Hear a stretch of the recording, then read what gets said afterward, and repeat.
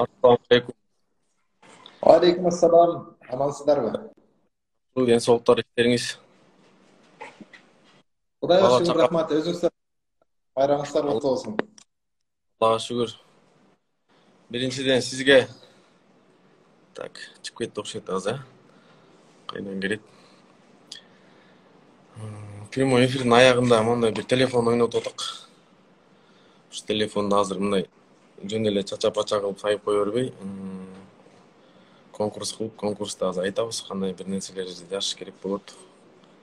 Башты иштетиш керек болот, изилдеш керек болот. Ошону жакшы Кыргызстандын эгемендүүлүгү жөнүндө жазган немеге ушундай телефон белек кылабыз. Кудай буйруса иншалла.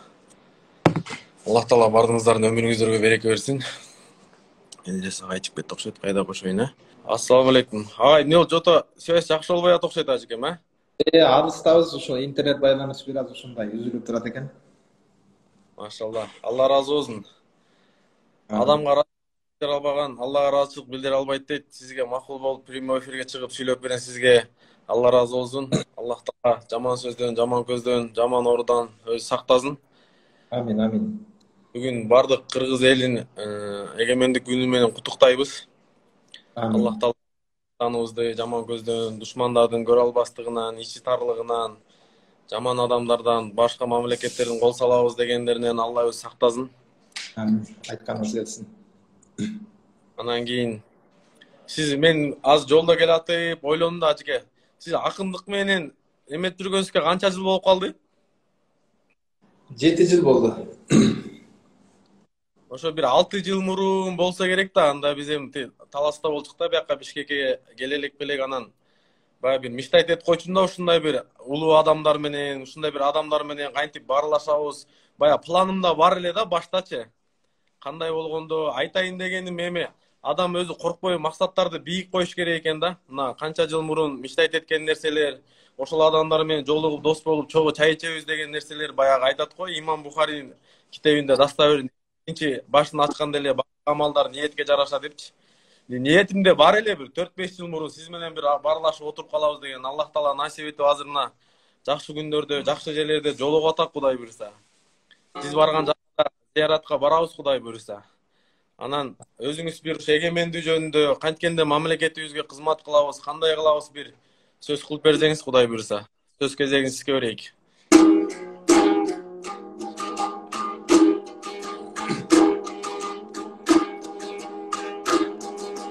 Söz кезегин анда бир сыйлаган агам биз каткан. Oğluya cansın gördüңбү 7 жыл мурдан илгерин ойлогон оюң ишке ашкан. Жадымды садам кабыладыңыз, чарчамасын жаныңыз, андан агам биз жактан. Жарык нур келет карасам, телефондон жанатан, билим агам сиз жактан. Nurun birden öçpösün, iyilik seni göptösün.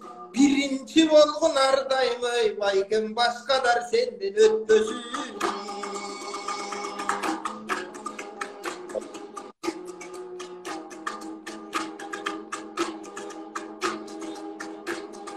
Kuldu bu murup Kudayga, bilimdin jolu bu jayga. Kelip kalsam alıstan telefonun dep çalışkan, bay gelir avadımdı surayba. Kulduğum vurup bağındım. Kudayga şükür miniret, sağınganım bilinet, buna mekendimin da sağındım. Telefon menem bolsa da men oturgan ortoğu birike tamdı kuttamdı. Egibekte tursam da közümün jaşı kılgırıp usulder Kırgızstan ele jıttandı.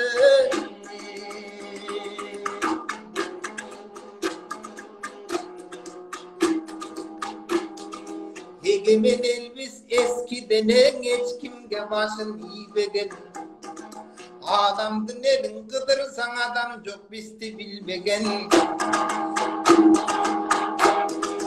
Жақшыда бұрдап берейін жаратқан берген тілменен, қоңырға зүнменен, бүтін қырғыз халқымдың ұлы кечі жалпыңда, құттықтағанда кетейін егемендік гүлменен.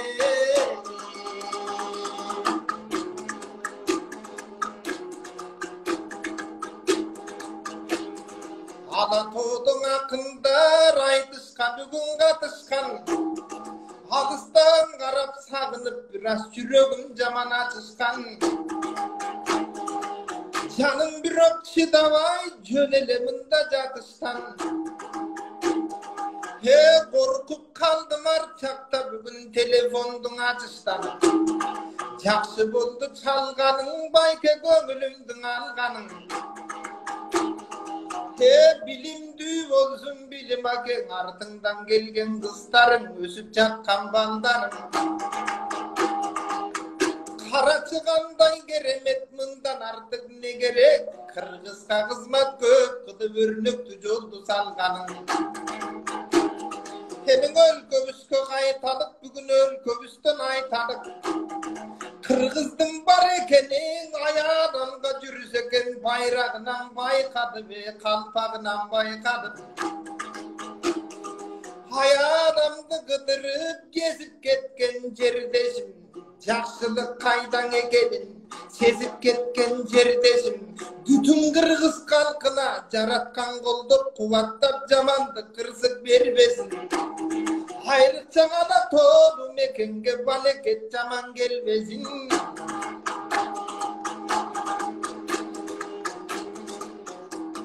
Hemen egemendик çağынан mekenden alыс ketkende sağınıp turamağıdan. Öz өлкөсү болбогон, өлкөбүз болсо жакшы деп адамдарга ойлогон. Болбосо Uygurlar menen dunganım, өлкөm жок деп өкүнүп, көрдүңөр кыйласын ыйлап турганын. Hazır egemendin өлкөбүзө мына уул кызы жыргадың. Бирас egemendin өлкөдө жакшы болду турганың. 6 миллион кыргызга айтар сөзүм бир гана, бабадан калган өлкөңө кыянатты кылбагын.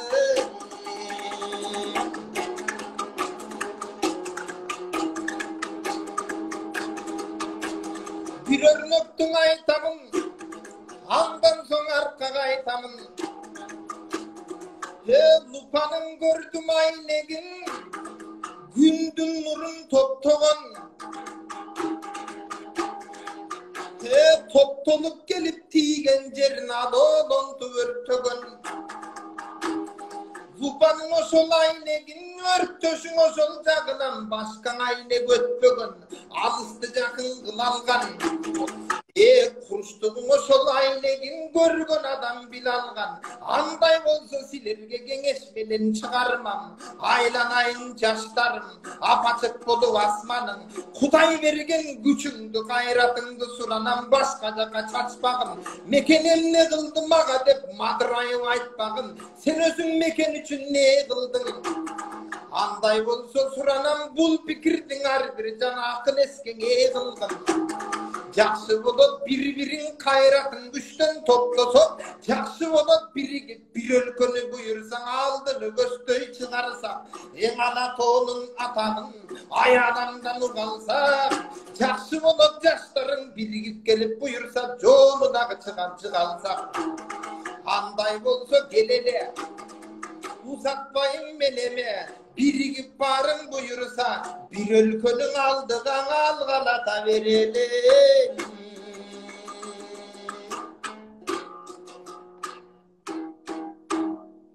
Деп токтой турайын эми. Саламатсыздарбы? Алла разы болсун. Египетте кандайсыз, жакшыбы? Египет өлкөсүнөн Каирде турам, Борбор калаасында. Жалпы Каирден кайнак салам жалпы кыргыз элине. Бүтүндөй өлкөнүн кадырына жетпей, өлкөнү şu өзөгүн өрттөп, жамандап, жаман сүйлөп, өлкөнү бүтүндөй артка тартып аткан элди көрсөм жан дүйнөм кейип кетет. Ошондуктан бүтүндөй кыргыз элине кайрыларым. Эгемен өлкөбүздүн кадырына жетиш үчүн ушул Kırgızstanda turup alıp bütünдөй kılıqlıqты, bütünдөй былықты, жамандықты жасап аткан адамдар, Кыргызстандын кадырына баркына жетпей аткан адамдарды балким Кыргызстандан жөн эле кошуна өлкөлөргө же болбосо башка өлкөлөргө бир айга жашап алып келип койсоң, ошондо мекенди сагынып, балким дагы да кадырына жетмек беле деп кээде ойлоп кетем. Кандай болгон тагдырда да бүгүн менин ушул бир оюмда бир нерсени байкадым. Германияга, Европага, же болбосо бүтүндөй Россия, чет өлкөлөрдө көп жүрөм, акын катары бир нерсени байкадым. Бүгүн ааламдашуу, глобализация деген бир термин менен демократияны колдонуп, бүтүндөй өлкөнүн жаштарын өзүнүн өлкөсүнө душман кылып тарбиялап чоңойтуп аткан коом пайда болуптур. Бул бир эле Кыргызстанда эмес, балким Россияда болсун, Европада, Германия, АКШ, ошол эле өнүгүп аткан өлкөлөрдүн бардыгына карасаңыз, көпчүлүк учурда жаштар демократия деген терминдин астына бекинип алып, бүтүндөй дабдырлыкты, жамандыкты, келесоолукту, бүтүндөй бир бузукулуктун бардыгын жасаган коом өсүп келаптыр. Ошондуктан бул бир эле Кыргызстандын эмес, балким бүтүндөй ааламдын көйгөйү экен. Ошондуктан мен бүтүндөй кыргыз жаштарына кайрылып айтарым, мекенди жөн эле жамандап сүйлөй бербей, Кыргызстанга жөн эле капа болуп, өкүнүп, каяктагы мааниси жок нерселерди айта бербей, жаза бербей, мындай бир патриоттук духту, мекен сүйүү сезимин кайра күчөтүп, Кыргызстандын эгемен өлкөбүздүн эртеңине жардам берип, мекен мага эмне кылды эмес, мен мекенге эмне кылдым же эмне кыла аламын, кандай жакшылык аткара аламын деген сезим менен ар бирибиз ойлонушубуз керек. Дагы бир нерсеси, Кыргызстандын келечеги, эртеңи бир эле Кыргызстандын президентине, премьер-министрине же 120 депутатына эмес, балким бүтүндөй 6 миллион эл үчүн керек деген сезим ар бир адамдын жан дүйнөсүнө, көрөнгөсүнө орномоюнча бул мекени алгалай албай калат. Ошондуктан жалпы жаштарга, бүтүндөй кыргыз элине кайрылып айтарым, келиңиздер, мекен мага эмне кылып берди эмес, мен мекенге эмне жакшылык кыла алдым деген сезимди орнотолу. Кыргызстанга кызмат кылыш үчүн, мекенге кызмат кылыш үчүн сөзсүз түрдө президент болуу шарт эмес, сөзсүз түрдө депутат болуу шарт эмес. Мекенге кызмат кылам деген азамат, атуу, уул кыздарыбыздын бардыгына айтарым, мисалы үчүн мекен үчүн кызмат кылам деген окуучу өз окуусун мыкты окуса, ушул мекен үчүн кызмат. Мекен үчүн кызмат кылам деген ата-эне балдарына татыктуу талим тарбия берсе, ушул эң сонун мекен үчүн кызмат. Мекен үчүн кызмат кылам деген милиция көчөдө жаман, коррупция, башка нерсе менен алаксыбасын. Бирөөнүн айдай баккан баласын өлтүрбөсүн. Бирөөнүн жөн эле жерден тосуп алып башка тонобосун. Мекенге келген мейманды чөнтөгүн кактабасын, ушул чоң мекен үчүн кызмат. Мекен үчүн кызмат кылам деген медиктер келген адамды кезекке тур деп орой мамиле кылбастан жылуу мамиле кылса, ушул мекен үчүн кызмат. Мекен үчүн кызмат кылам деген мугалим коррупция менен балдарды тарбиялап чоңойтпой, илимине билимине татыктуу бир мыкты кадрларды көңүл буруп өстүрсө, ушул мекен үчүн кызмат. Мекен үчүн кызмат кылыш үчүн сөзсүз түрдө ак үйгө барып крестого отуруу шарт эмес экен. Мекен үчүн кызмат кылам деген дыйкан жетиштирип аткан мөмө жемишин дары кошпой, адамдарды уулабай, чыныгы бир табигый бир жанагындай бир өзүнүн табият мыйзамдарына, эрежелерине баайген абалда адамдарды уулабай, сонун бир мөмө жемиштерин жеткирип берсе, ушул мекен үчүн дыйкандын кызматы. Мекен үчүн кызмат кылуу, мекен үчүн кызмат кылам деген мекенден алыста жүргөн жердештер, мигранттар, меценаттар, же болбосо мага окшогон окуучу студенттердин бардыгы болсун, мекен үчүн кызмат кылам десе, чет өлкөдө жүргөн кыргызстандардын бардыгы ата-эненин уулу эмеспиз. Бул жакта биз ала тоонун уулубуз. Бирдемге туура эмес кылсак, ата-энеге сөз тийбейт, ала тоого түздөн түз сөз тийет экен.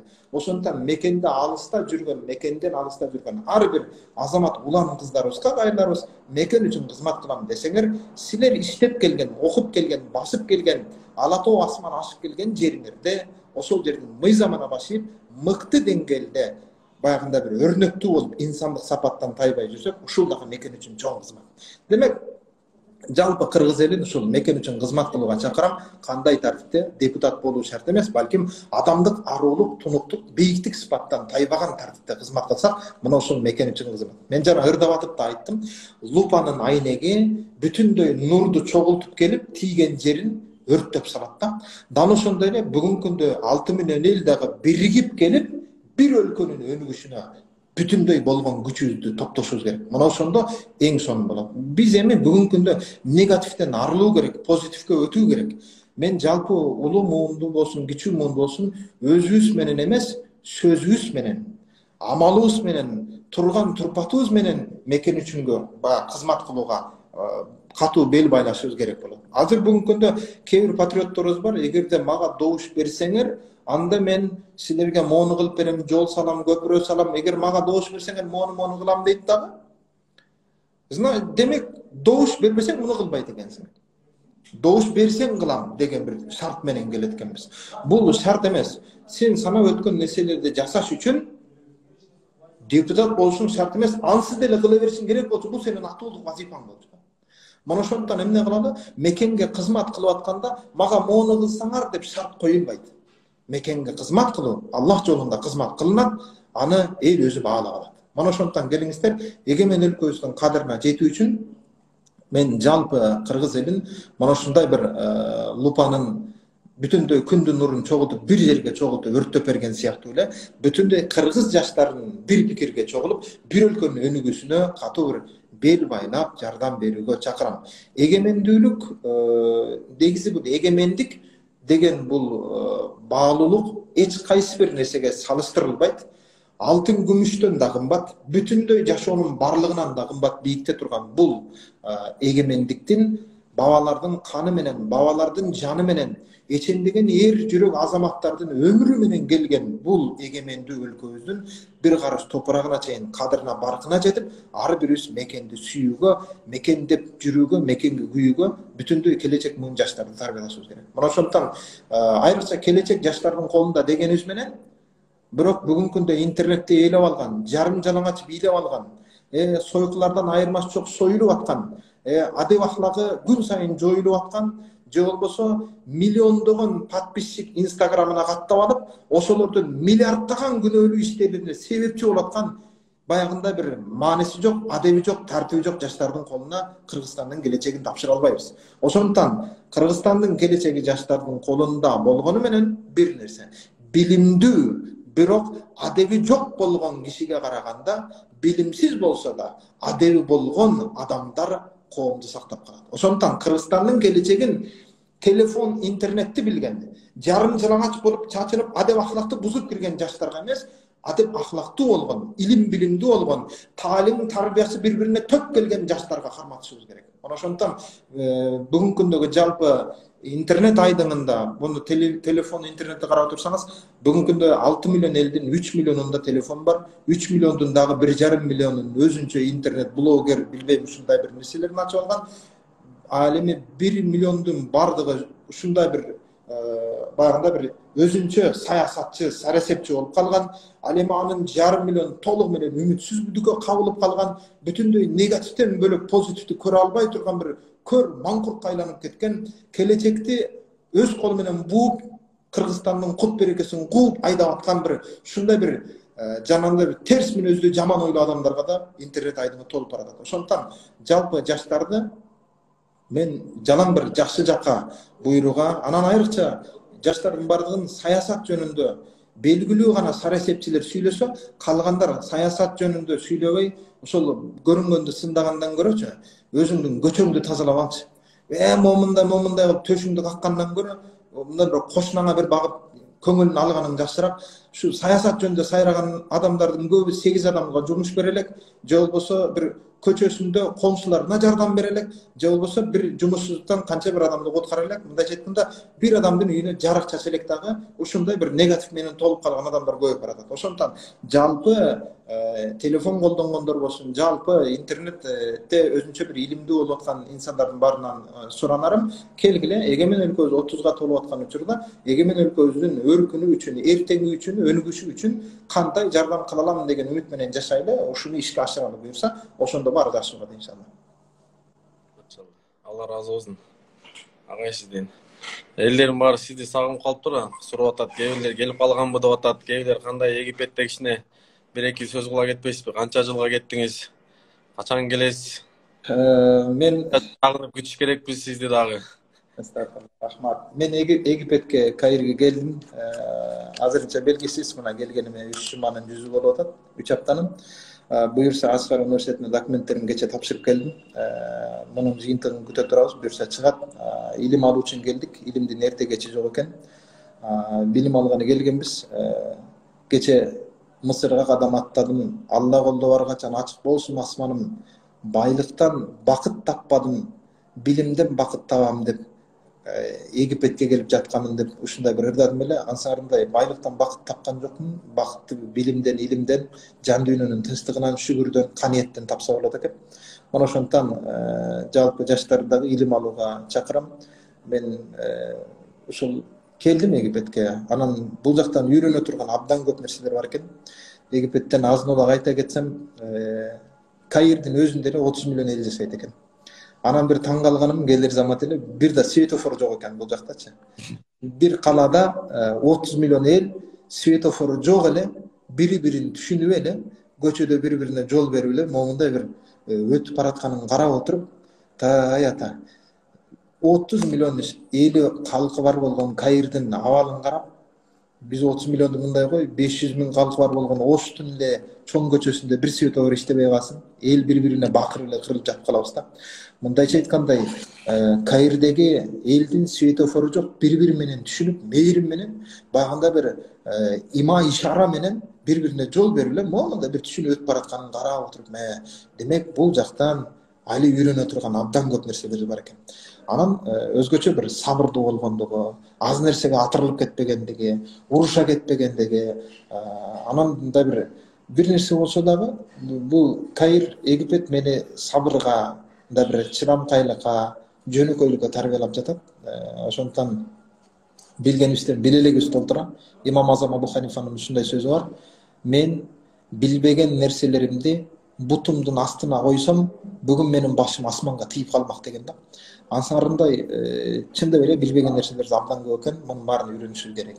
Бул жакта Каирде жашап аткан мекендештердин көбүнө жолугуп, айрыкча студенттердин баарына жолугуп, аларга да маектеп, сүйлөп берип, аларга дагы ушу баарлашып отуруп, силерди күтүп аткан кыргыз эли бар, жакшыраак окуйлу.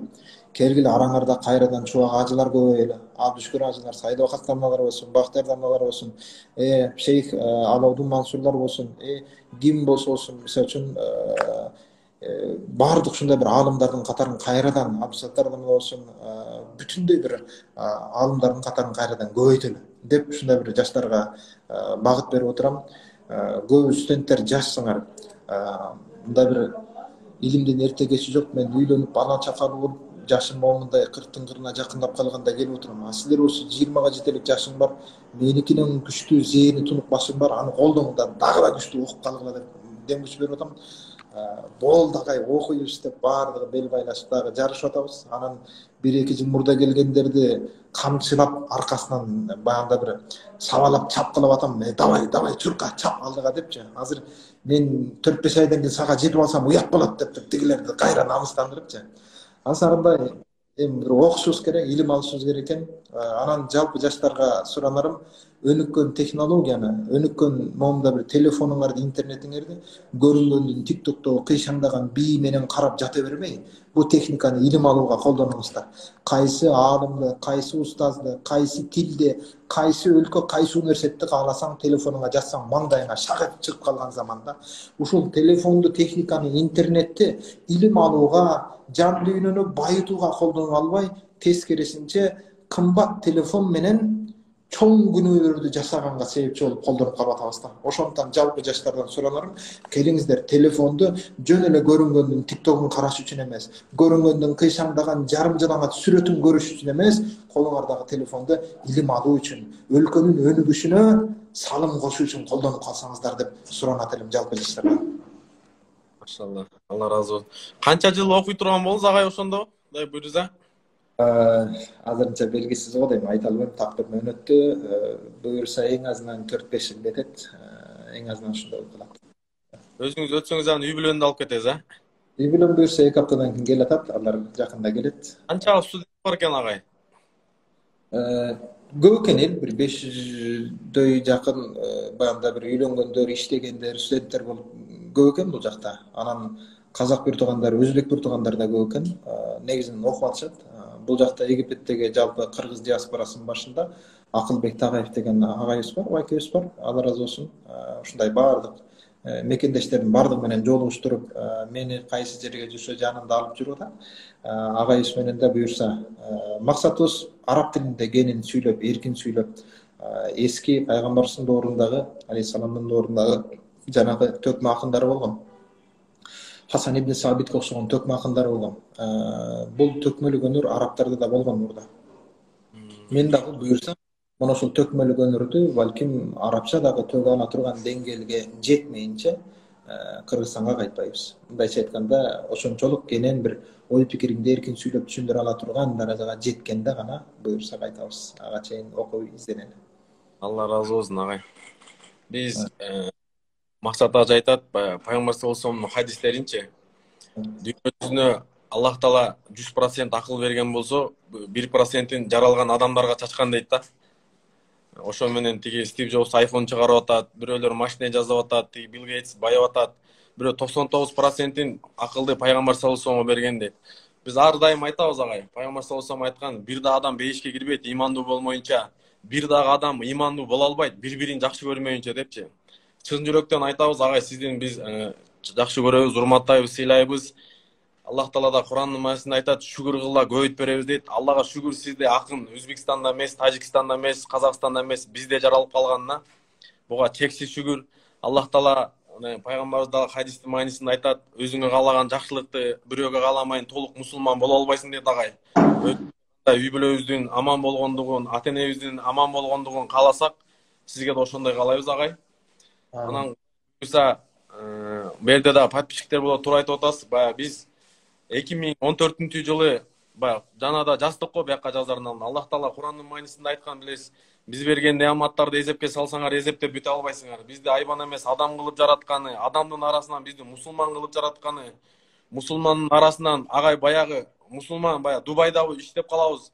Анан баягы кара адамдар бар да, балким алардын жүрөктөрү бизден таза чыгат, бирок негрлерде мындайча айтканда, бирок ошо негрлерди карап туруп анан өзүңө шүгүр кыласың да, альхамдулилля, мен кыргыз болуп жаралып калганыма депчи. Аллага шүгүр да. Шүгүрчүлүктү айтса бүтпөйт экен. Мисалы 2014-жылы 40 күн Бангладешке чыгып келгенбиз да. Картадан караса, Бангладеш картадан Кыргызстандан да кичинекей мамлекет. Кыргызстандан да кичинекей мамлекет. Бирок официально 130 миллион адам жашайт да. Сиз элестетиңиз, картадан биздикинен да кичинекей мамлекет 130 миллион мусулман жашайт. Бул официально. Паспорт албаганы канча да? Бирок ошондой биздикинен да кичинекей жерде ошончо адам жашап атат. Эми суузун ичсеңиз, суузу страшный. Погода страшный вообще. Өсүмдүктөрдүн өсүшү вообще страшный. Ошону карап туруп, мисалы, биздин Кыргызстандын суунун агып атканын көрүп, биздин жерди көрүп, Аллага шүгүр деш керекпизби дейм да. Мисалы, дүйнө жүзүн боюнча Кыргызстан кичинекей, биздин жер мындай деп берет. Альхамдулилля, биз карта боюнча 85-орунда турат экенбиз да. СНГ боюнча 7-орунда турат экенбиз да. Альхамдулилля эмеспи, мисалы, Аллага шүгүр, динибиз, Аллага шүгүр, ар ким өзүнүн мечитинде сабак өтүп атат. Мисалы, элементарно кошуна мамлекеттерге могу кичинекей сакал менен кире турган болсоң, 2-3 саат, 4 саат сурап допрос кылып таштайт, мисалычы. Эми чиновниктер мындай деле айтып атат, бирок кандай болбосун, Алла бизге өзү эркиндик берип атат да. Аллага шүгүр. Анан Аллага адам ыраазычылык билдире албаган, Алла ыраазычылык билдире албайт дейт. Агай, сизге Алла ыраазы болсун. Кудай буйрса, анан эл талап кылып аткан болсо, бир-эки темада, көйгөйлүү темаларда, мисалы, ар бир маселелерди айтып калбаңызбы? Элди сагындырбай, жок болбой турсаңыз, бир айда бир жолу бир ушундай прямой эфир кылып турсак, маселелер жөнүндө, үй бүлөгө күйөөсү баласына кандай мамиле, күйөөсү аялына кандай мамиле кылыш керек, аялы күйөөсүнө кандай мамиле, коомдо кандай мамиле. Анан TikTok'ту жабылсын, тиги бул деп атат. Мисалы, мен ойлойм да, TikTok'ту жапкандын ордуна ар бир эле өзүнүн үйүн жаап койсун, мисалчы. Ар бир өзүнүн кызын контролдоп койсун, ар бир өзүнүн аялын контролдоп койсун, мисалы, туурабы? Биздикилер азыр көбүнчө эле бүттүк эле кыйын болуп кетти. Сүйлөгөндө, мисалы, азыр телефон чукулагандай аябай өздөштүрдү, анан бирөөнүн бир жерин чукулагандай аябай өздөштүрдү да. Ар ким өзүнө жооп берсин. Аллах Таала Кур'андын маанисинде айткан го агай. Өзүңөрдү жана үй бүлөңөрдү тозок отунан сактагыла депчи. Ар бир эркек чечинтип аялын бийлетип аткан TikTok'ко жооп берет, сөзсүз жооп берет. Ар бир эркек өзүнүн кызын TikTok'ко бийлетип аткан обязательно жооп берет, туурабы? Ошон үчүн мен ойлойм да, ар бирибиз, жана сиз ырдап атканда, сүйлөп атканда да жакшы сөз айттыңыз да, мен мамлекет мен үчүн эмне кылды эмес, мен мамлекет үчүн эмне кылдым депчи. Ошон үчүн бирок ошондойго мотивация болуш үчүн эң негизгиси мен ойлойм агай, бул неме болуш керек экен да. баягы мекенди сүйүү имандан дейт го, иман болуш керек экен да. Ушул иман түрткү берет экен да. Иман түрткү баягы, иман түрткү берет экен. Иман жакшылык иштерди кылганга түрткү берет экен. Иман баягы кичипейил болгонго түрткү берет экен. Иман ата энеге урмат кылганга, мамлекетке кызганганга айлам келип бул имандын күчү экен да агай. Ошон үчүн сизден сураныч Кудай буйруса, бир айда бир жолу ушундай чыгып турсак агай, эфирлерди кылып турсак, элдерге жеткирип турсак, анткени Аллах Таала Курандын маанисинде айткан го, силер эң жакшы үмөт болуп чыгарылдыңар, жамандыктан кайтарып жакшылыкка чакырасыңар депчи. Анан мен агай азыр ушул жерден эле азыр ойлонуп кеттим агай. Бай сизге да вопрос бүгүн айтыш болду, андай болду, мындай болду. Сизге бай эл акыны деген нерсе берилиш керек эле, мындай эле депчи. Мен ойлойм да агай. Сиз эл акыны деген немени алгандан көрө эл чыныгы сизди акын деп сезсе, ошол сиз үчүн чоң ийгиликпи депчи. Анан өзүмдүн атымдан могу жерде 400 киши көрүп атат. Ошонун атынан чын жүрөктөн агай мен бир умурага сизге путевка кайгарайын дедим эле ошо эгемендүү күнүндө. Кудай буйруса тозун чогуу неме кылабыз агай. Кайсы бир убакытта сиз бир Египетте бир наркы беркилериңиздин баардыгын түздүп алсаңыз, муногу 400 көрүп аткан кишинин атынан, кыргыз элинин атынан, мен патриотмун деген элдин атынан сизге Кудай буйруса агай бир путевка, чисто менин атыман, үй бүлөмдүн атынан, элдин атынан, кыргыз элинин атынан сизге бир путевка Кудай буйруса агай бир умрага, пайгамбарыбыз баскан жерге сиз дагы бир басып келиңиз. Баягы айтат го, өзүңө каалаган жакшылыкты бирөөгө кааламайын толук мусулман боло албайсың депчи агай. Сизде Аллага шүгүр, Аллах Таала атты берди, затты берди, бардык нерсеңиз бар, бирок мен өзүмө каалаган нерсе бул жыл сайын бир пайгамбарыбыздын баскан жерин басып, Алланын үйүн көрүп келиш да агай. Ошон үчүн агай сизге бир элдин атына ыраазычылык билдирип ушу путевканы ыйгарып койдук Кудай буйруса. Анан бир аягын өзүңүз бир шыңгыл менен бир дагы бир таштап кетсеңиз эл суранып атат. Elhamdülillah. Beyiş jomarttardın, bereşendirdin mekeni deydi. İnşallah bergen kol algan koldan jakşırak. Bergen kolunuz beyişte Peygamberimiz Aleyhisselam'dın kolun karmap koşuna olsun inşallah. Allah Teala razı olsun. Bu Allah yolunda жүргөн, ilim algan talaba studentlerden kolunda tutkan kalemi altından bolsa dağı alarga jakşılık kılgıla, alarga jomartlık kılgıla, talabanın kolundağı kalem altından bolsa da alarga jardam bergile deydi. Ansarınday bugün aytıştı görüp alıstan sağınıp bu bir bölmögө batpay, jeemde kılarımdı tappay, momunda bir bayge algan akındарды görüp suqtanıp, ошол эле наам алган акындарды көрүп суктанып, о Кудай, биз да ошол макам даражага жететкенбизби деп дуа кылып отурган элем. Бүгүнкү күндүн байгесин сизден кабыл алып, Кудай Таалам дуабызга жооп кылып кайтарып отурат. Алла Таалам берешендигиңиз менен бейишин төрүнөн орун берип, кала салсын, касыр салсын иншалла сизге. Чоң рахмат.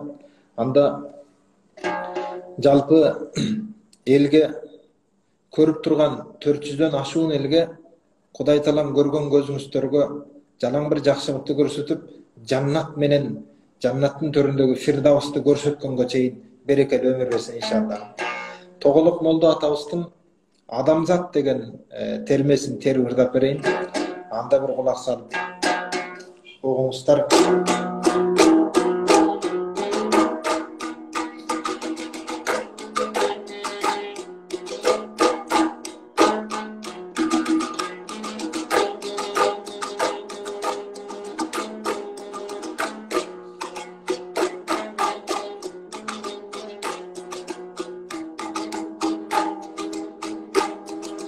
Kıyman bolsa beştin tağındasın adamzat.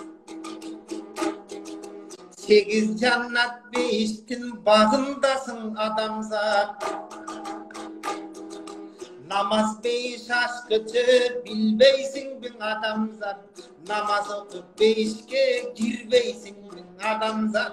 Orozo karmak sekette berbeysin bin adamzat. Akılına geçikbey gelbeysin bin adamzat. Orozo gelsen ardayım tutup жүрgün adamzat. Açuğun gelip kalganda da jutup жүрgün adamzat. Aytkan tilin Allah'ın albaysın bu adamzat. Ak niyet menen mecitke barbaysın bu adamzat. Günü kılsan tozoko ketbeysin bu adamzat. Kızıl çoktun aralap geçbeysin bu adamzat. Aytkan akılna saattın albaysın bu adamzat. Ak paygambar artынан da barbaysın bu adamzat. Aytkan sözün Kur'andın ukpaysın bu adamzat. Jannat kirip tattıga çıkpaysın bu adamzat. Yeti tozok tomuktan kaçpaysın bu adamzat. 8-5 eşigin açpaysın bu adamzat. Namaz okup düğünödü жүрбөйсүң бүң адамзат. Намаз мейіс атқычы да билбейсің бүң адамзат. Ерте тұрып намазға келбейсің бүң адамзат. Кедейлерге зекеттіңа бербейсің бүң адамзат. Мечитке қара бар күні барбайсың бүң адамзат. Айтылған ақыл насаттыдан албайсың бүң адамзат. Өмір бүтіп өлімді билбейсің бүң адамзат. Өлсөң барып қабырға да кирбейсің adamzat. Aytkanlardı көңілгө ilbeysin bin adamzat. Adam bolsun özüne gelbeysin bin adamzat. Karcılık tavacıga barbaysın bin adamzat. Toğup kılıp kabanın albaysın bin adamzat. Harapattın toğusunda turbaysın bin adamzat. Taştın alıp şeytandın urbaysın bin adamzat. Cazasına şeytandın berbeysin bin adamzat. Acı olup eline gelbeysin bin adamzat. Paygambardı ziyaret kılbaysın bin adamzat. Oturmastan ordunan çılbaysın bin adamzat. Günölörді тазалап турбайсың бүң адамзат. Көңіліңді Құдайға бұрбайсың бүң адамзат. Сонынан соғысы қиыласын тыйбайсың бүң адамзат. Ерчіместен напсыңды тыйбайсың бүң адамзат. Алла Таала диніне тұтпайсың бүң адамзат. Пайғамбардың сөзін ұқпайсың бүң адамзат. Алла Тааланың өзіні сүйбейсің бүң адамзат. Махаббаттың отына күйбейсің бүң адамзат. Хавалыңды bir ойлап algın adamzat. Allah'ın üçün canındı kıynap algın adamzat. Ömür bütüp bir günü ölbeysin bün adamzat. Kudretin Kuday'ın görbeysin bün adamzat. Imanыңдың içinde saktap жүргün adamzat. Kudayımdың ardayım maktap жүргün adamzat. Har gündün bay zikirde aytpaysın bün adamzat. Toba kılıp günödün aytpaysın bün adamzat. Buyruk menen жүргөндө кутуласың адамзат. Бузуп койсоң азапкана тутуласың адамзат. Жыгаштан атка bir күнү минесиң сен адамзат. Караңгы көргөң айна жок киресиң сен адамзат. Ар күн тынбай зикирде айтпайсың бүң адамзат. Тобу кылып күнөөдөн кайтпайсың бүң адамзат. Тилим бар деп оозумда көп сүйлөгөң адамзат. Карап туруп элдерге калп сүйлөгөң адамзат. Калп сүйлөсөң уятка калбайсың adamzat. Kargısalıp kozoko barbaysın bün adamzat. Akıydasız ak joldan en azbaysın bün adamzat. Terengdeti bilimdi kazbaysın bün adamzat. Dartalıp betinde juubaysın bün adamzat. Cin şeytandın özünden juubaysın bün adamzat. Hamal kılıp soğuttu tappaysın bün adamzat. Musulmandın ayıbın jappaysın bün adamzat. Dalışınday bir gezde toğuluk moldun atanın. Gırda gırda aytkanın silergen aytıp jatamın. Hem komentarin qarayın. Kimdir emden aytkanın жооп berip anayın. 400'den mınan aşkanдар, janatan görüp atkanдар, ırasımın ağayın. Sadam bergen göbeken, sadam gaŋali galayın. Jakşı tilek aytkanдар, katın жазып atkandar. Silerge da jakşılık jaratkan koysun tapşırıp, barыңды çetten ırdayın, göңülüңdü şapkıdık. Hakına zatı jaraşkan, bilim bayken bulgunu, tökmölü bugün töktürdün alıskı Mısır taraftan. Hayırden anda kaynagan, salamdın aytam bütün doy kırgız elge kaynagan. Sadağın kana gedeyin ala toğırgız, özüңdü sagınıp bugün kanday bir alıstan özüm kalmagam. Aytış boldu mekende, katışıp bir ok barmagam. Anseden akındardım barından iyilik kanan arnagan. Emi telefondan görgöndür, biske gömül bölgöndür. Telegeyin barındın tekst bolsun ulayım. Jamandık kırsık baleden çalpınardı jarattan saktap jürsün budayım. Egemendik өлkөбүз.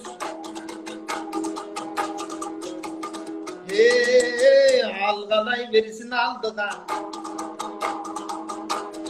Egemendik өлkөгөн akbata kılıp kalgıda.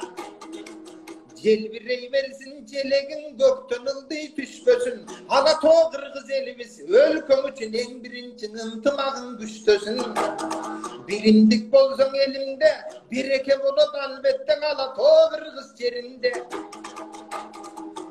Üybüle dene birinci birimdik menen başlanat. Bирок bütleri senin bardığın ıntımak menen saklanat. Intımagın jok bolsun ıdıraysın getesin. Intımagın jok bolsun asaktın susun geçesin. Intımagın jok bolsa kaygıga başın badınat. Intımagın jok bolsa düşmandan elin jarınat.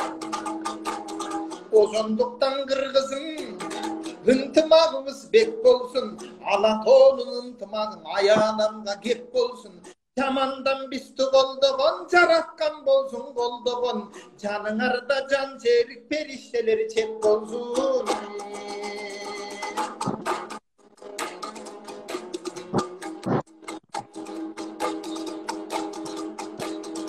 Maga tartılgan belegin tamçılatıp göz yaşımdın belegin kılıp sebebin. Tartılgan belektin orduna bilim baykebiz. Beş vakit namazda siske dua kılıp gelemiz.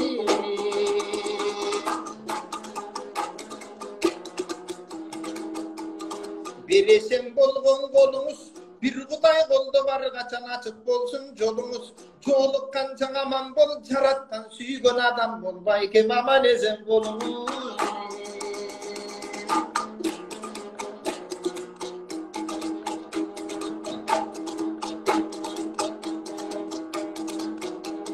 Jaştardı jakşı tarapka, ulular emi başlasak. Jakşına bolsun desek biz, ulular özün başında çalkolonуp jatpasak.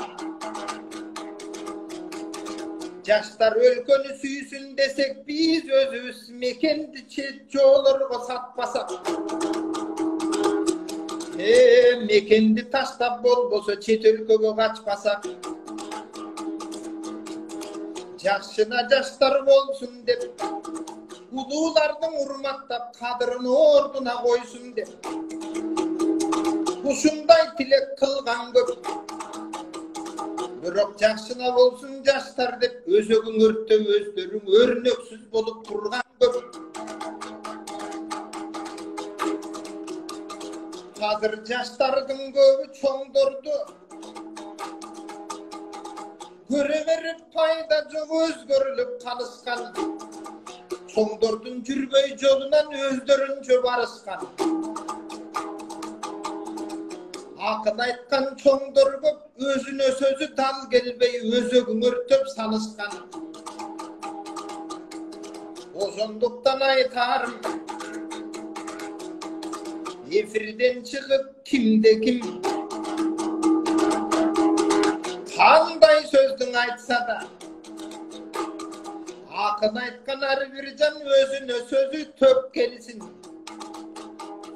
Özüne sözün töp gelsin, anane jaratkanın mekenge jakşılıkты köp berisin. Hakındın aytkan geplerin görerman barın estegin. Çekpedep koyup başkaga bирок özün alıp çekpegin. İçpedep koyup bötöngö aragındın içpegin. Jakşına bolgun jaştar dep, sen jamandın suusun geçpegin. Jakşına bolsun deseňer jakşı jolda basada. Jakşına bolsun deseňer jatyp alybar günü baraktap gitip açady. Çekpesin deseň jaştaryň, Ulularında suranam özüңөр çılındың algaç taştagın. İçbesin desең жаш балдары. Taş керек арақты. Өздөрүң içip аткандар. Aldama desең bötöңдү. Korrupsiya kılıp aldama. Bakka katıtmaң өлkөңdү. Aytonana tolu mekende örkündötüp öydөгө suktandırıp kaladың aylanаңda çeteldi.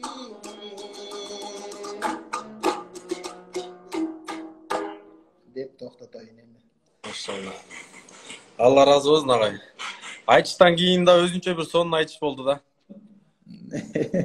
Рахмат чоң. Негизи жалпы кыргыз элинен өзгөчө суранам. Келиңиздер ушул мекен сүйүү ыймандан мына ушул мекендин кадырына баркына жетип, мен ушул жакта отуруп өзүмчө Төкмакындан 4 сабырлар топтому деген бир өзүмчө бир 4 сабырга бир кенен ойду батырып бир ыр жазып отурган.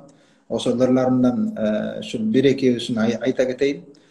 Ата энеге жасап жаткан эмгегиң колуң менен жазып жаткан китептей балаң сага каарыганда кайтарып бүт барагын ок берет кирдетпей деп жаздым эле.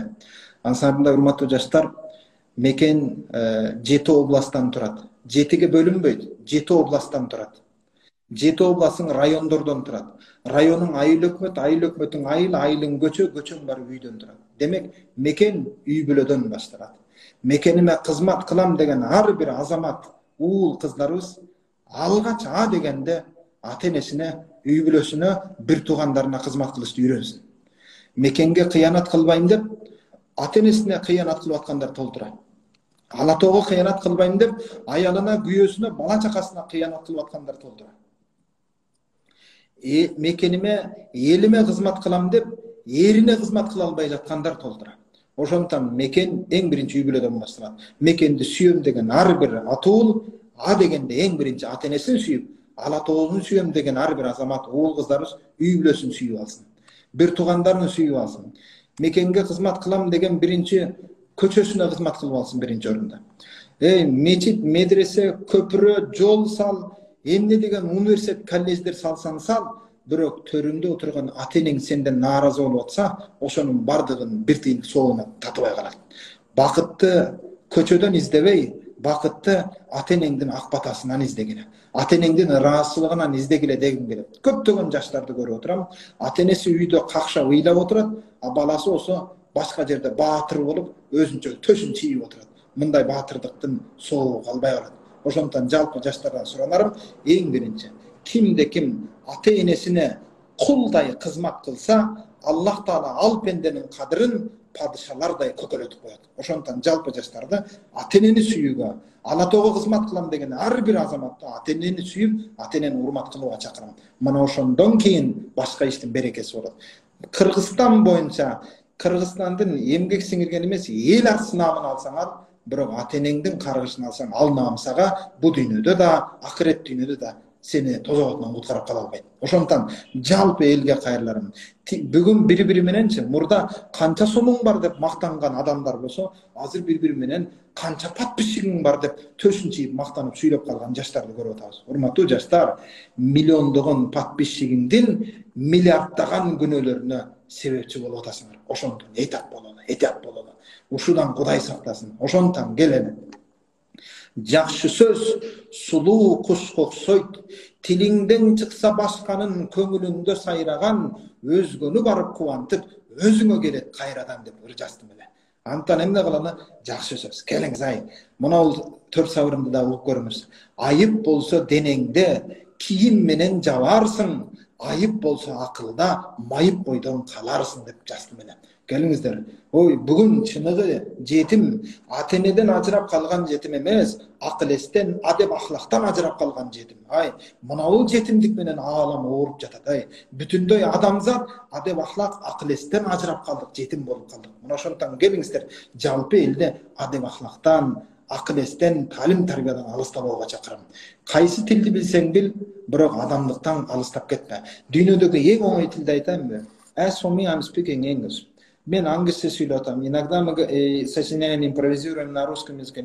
То есть знаем много языки. Көптөгөн тилдерди билебиз. Bakın Türkçe konuşuyorum. Tamam o dili bu dilleri biliyoruz ama bakın kança tildi bilsen bil bирок эң керек болгон тил айтайынбы? Ал кичпейилдиктин тили, жөнөкөйлүктүн тили. Ай бул денеңдин эмоциянын баягында бир кичпейилдиктин тили бар го. Мисалы үчүн мен азыр Арабияга келдим, арабча үйрөнө элекмин Египетте. Ана нарифул арабия, ана исмук Идрис деп туруп, баягы бир-эки сүйлөмдөрдү билем, калганына жылмай эле монтип тура берсем, бул жакшы адам экен деп жакшы мамиле кылып атышат да. Тил билбесең да жүзүңдөгү эмоция, жөнөкөйлүктүн дененин тили бар го, бүт жерде сени сактайт экен. Россияда да орусча билбейм десең, я не знаю по-русски, но это знаю дейт дагы баягы Шпаклевканы жанагында бир ремонт иштерин жакшы билген кыргыз бир туугандарыбыз бар да. Я не знаю по-русски, но это знаю дейт. Болду, билген тили ушул. Калганы иштин майын чыгарып катыра жасайт. Жанагы иштин ээси орус келет да. Ну ты киргизим, молодцы вообще деп туруп сени баалайт да. Кичпейлиң, он не знает по-русски, но он знает свое дело хорошо деп туруп. Он молодец деп туруп. Поощрение, ход, какая зарплата, хочется надо, тебе и они дадут да. Ошондон эмне кылалы? Кем эң жөнөкөй тил бул кичпейликтин, жөнөкөйлүктүн тили. Ошондон жалпы көрөрмандардын баарынан суранарым ушул кичпейликтин, жөнөкөйлүктүн тилинен алыстап кетпесек. Ал эми үй бүлө тууралуу айттым эле. Мекен биринчи үй бүлөдөн башталат. Идеал түгөй күтсөң, эч качан жолукпайсың, 2 жаш кемтигиңде бир болуп толуктайсың деп туруп жазган экенмин. Ансарындай, урматтуу жаштар, жаңы үйлөнгөн жаш жубайлар көп, үйлөнгөндөн сүйлөнгөн көбөйүп кетти. Болбосо ажырашкан көбөйүп баратат. Ошондон жалпы жаштарга айтарым, идеал түгөй күтсөң, эч качан жолукпайсың, 2 жаш бири-бириңди бир болуп толуктайсың деген жазгандарым бар. Антан биринчи үй бүлө, эң биринчи үй бүлө билимдүү атага муктаж болот экен. Аталар билимдүү болмоюнчачы, аталар акылдуу болуп, боорукер болуп, кечиримдүү болуп, мээримдүү болмоюнча үй бүлө алдыга жылбай калат. Ошондон эң биринчи орунда эркек кишилерди эстүү, эптүү, элпек, анан бир чыныгы бир эркек болууга чакырам да. Азыр жаштардын арасында эркектер көбүрөөк таарынчак, эркектер ыйлак, аз нерсеге таарынып, мен ажырашам, бала белде, катын жолдо керек болсо деп эле үй бүлөнүн кадырына баркына жетпей аткан эркектер көбөйүп кетти. Японияда бир ишкана бар экен. Үй бүлөсүнөн ажырашып кеткен, үй бүлөсүн эптей албаган эркекти жумушка албайт экен. Бул үй бүлөсүн эптей албайт, бизнеси да эптебейт деп туруп албайт экен жумушкачы. Ансарында мен жалпы биринчи орунда үй бүлөнүн кадырына баркына жеткиле. Ал эми кыздарга айтарым, жеңил ойлуу кыздарга терең ойлуу жигиттер үйлөнбөйт. Ошондон кыздар жеңил ойлуу болуп, жарым жалаңач болуп, экранда, телефондо, Инстаграмда, ТикТокто кыйшаңдап, бүт денеңди ауратыңды ача бербегиле. Сени караган жигиттердин лайк баскан, комментарий жазгандардын бардыгы шахватын кандырганга чейин да карайт. Бирок сени балдарыма апа кылайын, бир өрнөктүү үй бүлөгө, үйдүн куту берекеси кылайын деп эч ким сага суктан үйлөнбөйт. Ошондон кыздар, жеңил ойлуу кыздарга терең ойлуу жигиттер үйлөнбөйт. Муну нерсени эсиңерден чыкпасын. Ошондон сен кыйшаңдаган сүрөтүң менен, жарым жалаңач сүрөтүң менен бир эркекти бузуп, бир үй бүлөнү бузуп, бир коомду бузуп атасың. Ошондон жалпы аял затында акылман болууга чакырам. Анан үй бүлөнү мекен сүйүү, мекенге кызмат кылам деген ар бир азаматты алгач үй бүлөсүнө ээ чыгууга чакырам. Аялдар жолдошуна, жолдоштор болсо зайыбына аяр мамиле кылгыла, бири-бириңди итаат кылгыла. Бул өтө маанилүү. Бир үй бүлөнү эптей албагандан кийин анда башка жумушту кантип эптейбиз? Ошондон жалпы аял заты болсун, эркек киши болсун, бардыгы болсун. Айрыкча мына бүгүн ТикТокто кыйшаңдап аткандар, бүгүн Инстаграмда жарым жалаңач сүрөтүн коюп аткандар, мектепти бүткөндөн баштап университет аралыгында бүтүндөй турмушка даярдангыла, үй бүлө курууга, ата болууга, апа болууга даярдангыла. Эртең үй бүлөңдү кыйшаңдап бийлеп ТикТок тартып багып кете албайсың. Ошондон жана ТикТок маселесинде жакшы сөздү козгодуңуз. Бир нерсени жабуу жөнүндө эмес, ошол нерсенин жакшылыгын табуу жөнүндө ойлонуш керек. Мисалы үчүн агып келип аткан сууну дымдап тосуп койсоңчу, ал дымдалып туруп, же жанагы тосуп койгон дамбаңды жарып кетет, же башка жака агып кетет да. Ошондон агып келип аткан жаштардагы энергияны тосуп отурбай, аларга туура багыт берип буруш керек жакшы жакачы.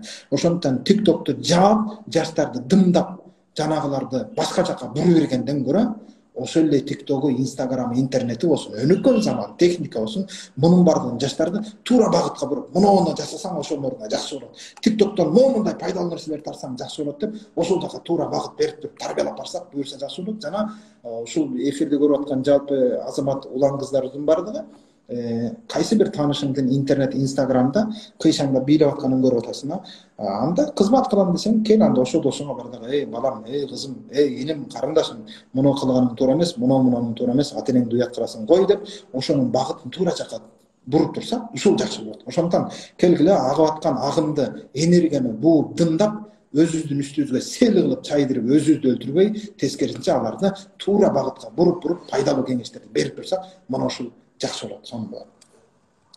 Ал эми жашоо кыска, бул өмүрдү көп көрбө, бирөөлөрдү жаман көрүп өткөрбө деп жазыптырмын.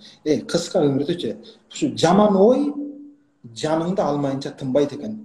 Жаман ой ал ичиңдеги мите куртко окшош. Ал алгач сенин өзүңдү жеп, өзүңдү өлтүрүп, анан кийин сыртка чыгат. Бул алманын ичиндеги курттай эле да. Алгач алманын өзүн жеп, анан сыртка чыккандай эле, жаман ой да өзүбүздү жеп өлтүрүп, анан сыртка чыгат. Ошондуктан жаман ойдон арылалы, пайдалуу ой менен көңүлү жаннат эмес. Ал жерде түбөлүк кала албайсың. Баары бир жек көргөн чыга берет, баарынын көңүлүн таба албайсың деп жазган экен.